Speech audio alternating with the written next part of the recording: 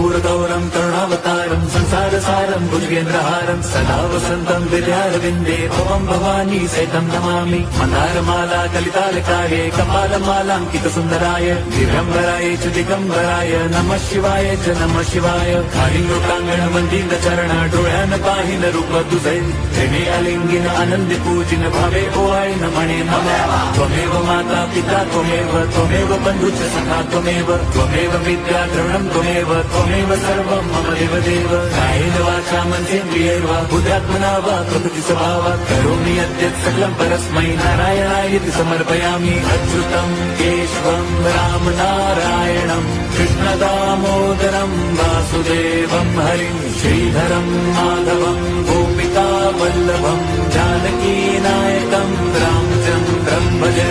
Hare Ram